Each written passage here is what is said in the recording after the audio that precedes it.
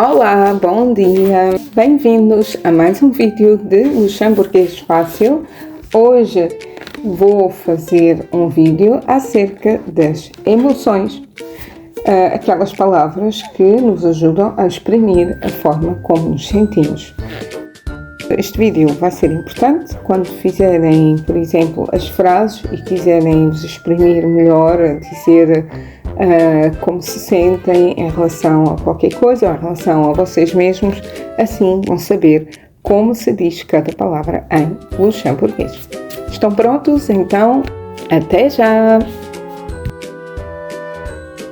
Para dizermos como nos sentimos, usamos o verbo sentir. Podemos dizer eu sinto ou eu estou. O verbo sentir é fühlen.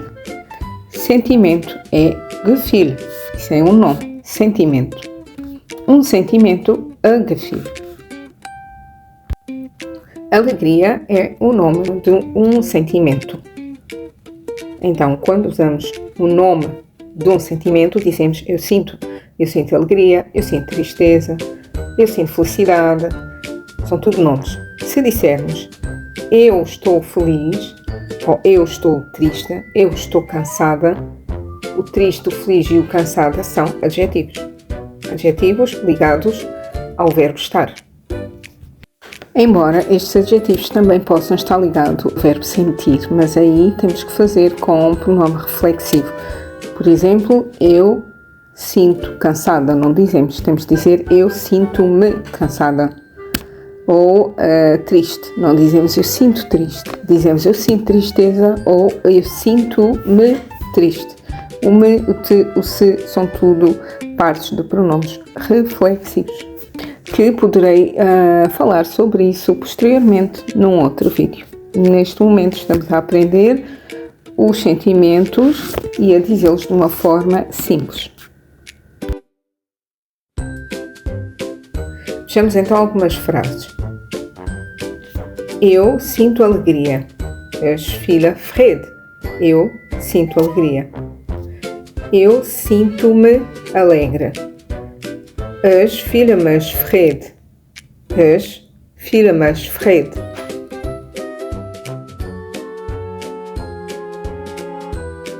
Ich bin glücklich.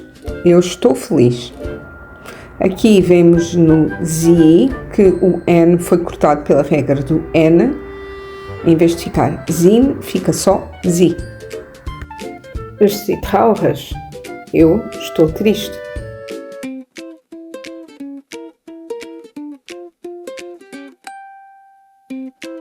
Vamos agora a um outro nome, que é medo.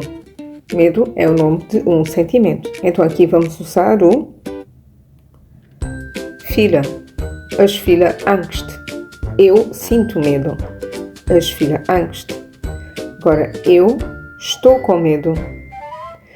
Angstlich. Eu estou com medo.